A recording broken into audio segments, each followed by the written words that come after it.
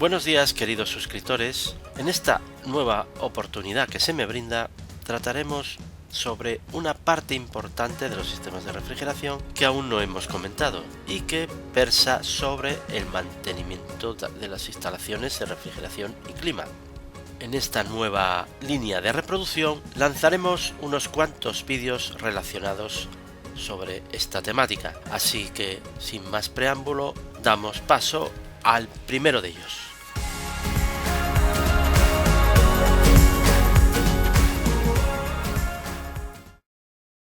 En primer lugar, ¿qué es un refrigerante, no?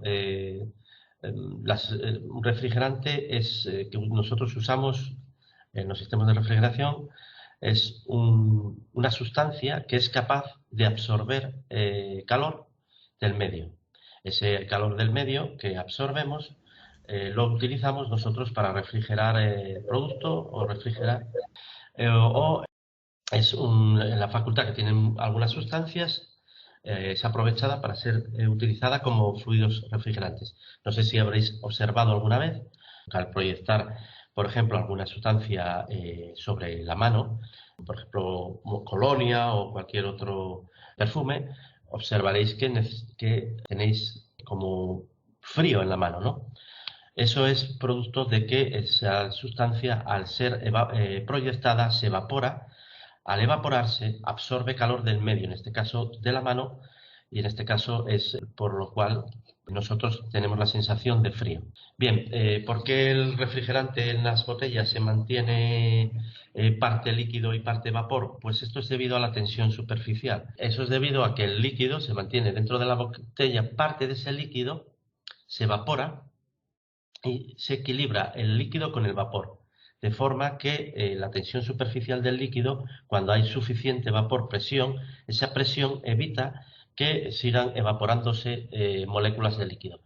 Bueno, bien, entonces al final, para terminar, sobre el tema de refrigerantes. Son compuestos químicos utilizados en la transmisión de calor que son capaces en un sistema de refrigeración de absorber calor a bajas temperaturas del foco frío, como veis ahí hay una figura bastante representativa, al foco caliente, ¿vale? ¿De acuerdo? El tema de los equipos de los sistemas de refrigeración, hay una pregunta muy curiosa que es, por ejemplo, que nosotros con un pequeño aporte de trabajo conseguimos una cantidad de frío o ausencia de calor, por así decirlo, mucho mayor que el trabajo aportado. Es decir, del orden de 3 a 5, 6 incluso cuando hablamos de equipos de geotermia.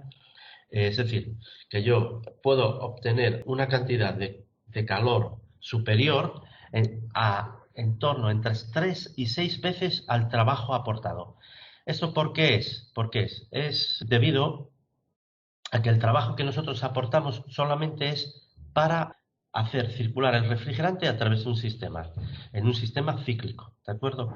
Entonces, el refrigerante circula del foco frío al foco caliente, regresa al foco frío de nuevo, absorbiendo calor del foco frío y cediéndolo al foco caliente. En este caso, el foco frío sería la parte que está dentro del sistema de la zona a climatizar o de la cámara de refrigeración, ¿de acuerdo?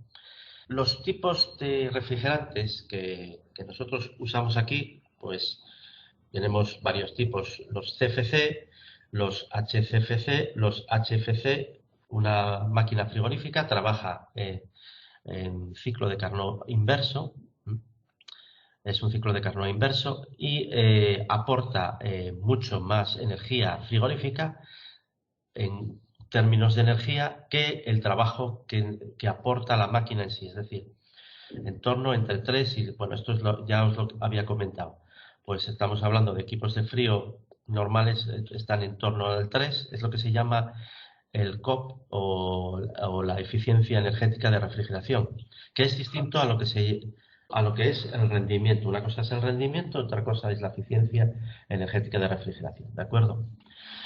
Bien, dentro de los tipos de refrigerante tenemos, veis ahí una lista, que son el CFC, el HCFC.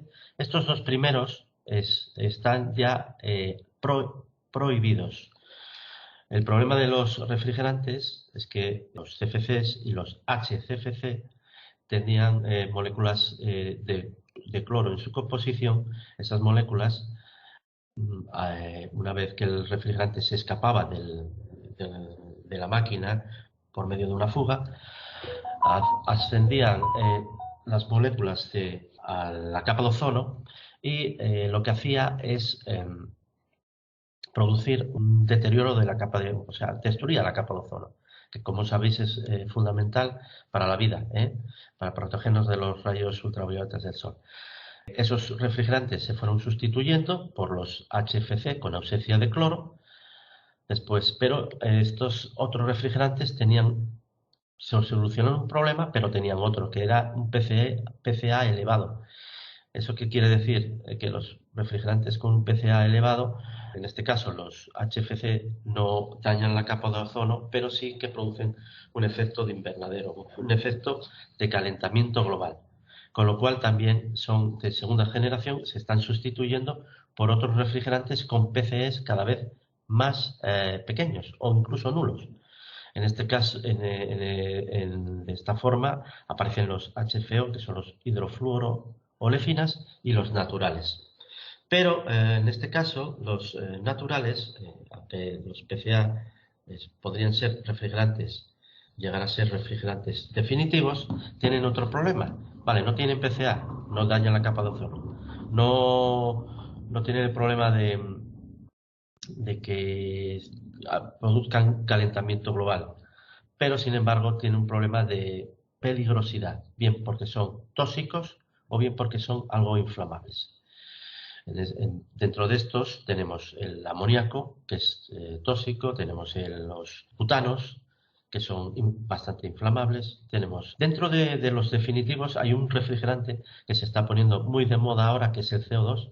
Es un tipo de refrigerante que bien, no es tóxico, tiene un PCA prácticamente nulo, igual a 1, muy pequeño. Estamos hablando de que los refrigerantes de tipo hidrofluorocarbonados son refrigerantes que tienen PCA de 1000, por ejemplo, el R134, pues tiene un PCA de 1600,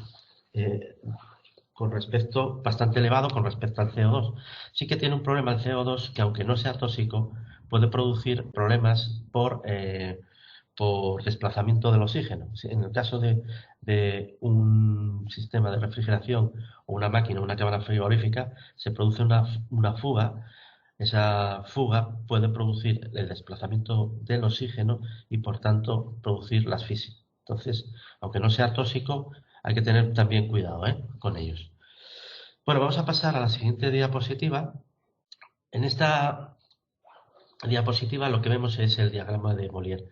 Todos los refrigerantes, no voy a entrar mucho en detalle, porque no es objetivo del curso, pero que sepáis que los refrigerantes disponen una serie de curvas y de líneas que especifican las distintas transformaciones que sufre un refrigerante en función de su presión y su temperatura, ¿vale?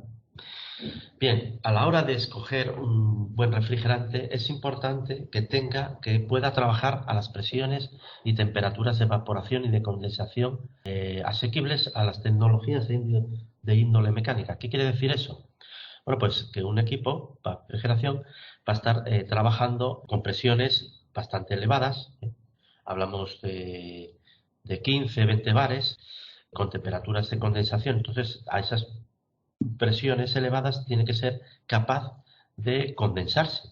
Y luego también tiene otra característica, que trabaja en el foco frío, como comentábamos, a temperaturas y presiones bajas, con lo cual tiene que ser capaz de evaporarse, digamos, a temperaturas y presiones bajas, ¿de acuerdo?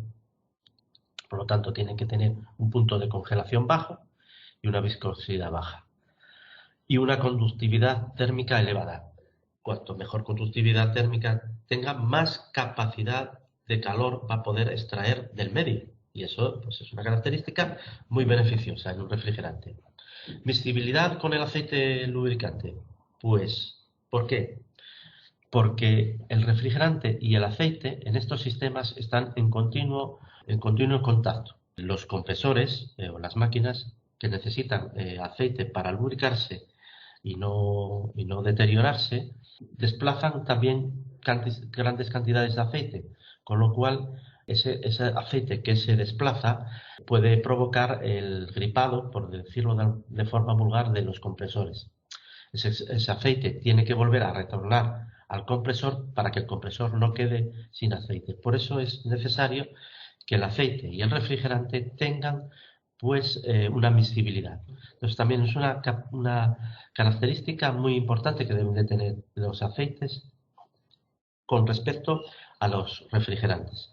De hecho, hay refrigerantes que no pueden ser usados con un tipo de aceite y hay otros refrigerantes que pueden usarse, por ejemplo, con poliéster, pero no pueden usarse con aceite mineral, o otros refrigerantes que pueden usarse con aceite mineral, pero no son compatibles con aceites poliéster. ¿De acuerdo? Bien, los fabricantes, tales como DuPont o Quimical, están obligados a facilitar tanto la composición del refrigerante como sus características físico-químicas, como las hojas de seguridad de los refrigerantes. Esto básicamente lo que te dice es el nivel de concentración y los riesgos para la salud que puede ocasionar los refrigerantes, que aunque como ya he dicho, muchos de ellos no son tóxicos, pueden provocar, aunque no lo sean tóxicos, pueden provocar la asfixia por desplazamiento del oxígeno. Entonces, estas empresas que son encargadas además de llevar el mantenimiento de estas botellas que contienen refrigerante que nosotros los frigoristas usamos para cargar los equipos frigoríficos, estas botellas tienen que ser de alguna manera gestionadas por un gestor de residuos. Nosotros usamos estas botellas como técnicos frigoristas, pero no son nuestras. Estas botellas son de la gestora de residuos. Nosotros usamos el contenido del envase. Cuando están vacías, las llevamos a un gestor de residuos que es el encargado de mantener esas botellas, ver si están en perfecto estado, ya que son aparatos a presión.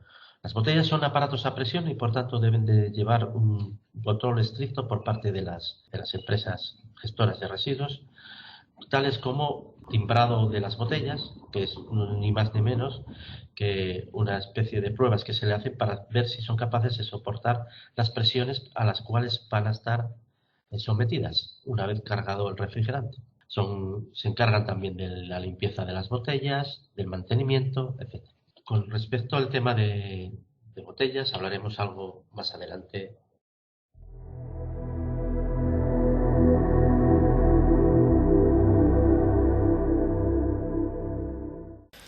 El mantenimiento de los sistemas de refrigeración tiene como finalidad prestar un servicio con la máxima calidad posible, sin percances y cumpliendo las exigencias de los propietarios o usuarios de los equipos.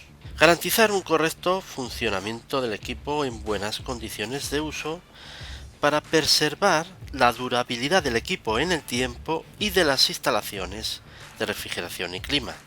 Mantener el equipo en buenas condiciones de salubridad y de limpieza, esto más propio de los sistemas de climatización, y es fundamental para evitar molestias en los usuarios de estos equipos. Por este apartado, el máximo eslabón lo tenemos en los controles en el control de la legionela. Mantener el equipo funcionando en buenas condiciones de eficiencia para posibilitar tanto el ahorro energético como así también un mayor respeto del medio ambiente.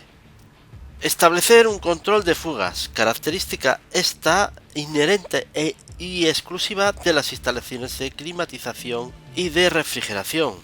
Y en definitiva, cumplir con el marco normativo que posibilitan su uso, marcado por las exigencias de los organismos de control. Hola amiguitos, suscríbete a mi canal de mi papá que es muy chúper. Suscríbete al canal de mi papá, por favor. que tiene muchos vídeos aquí preparados. Bye bye.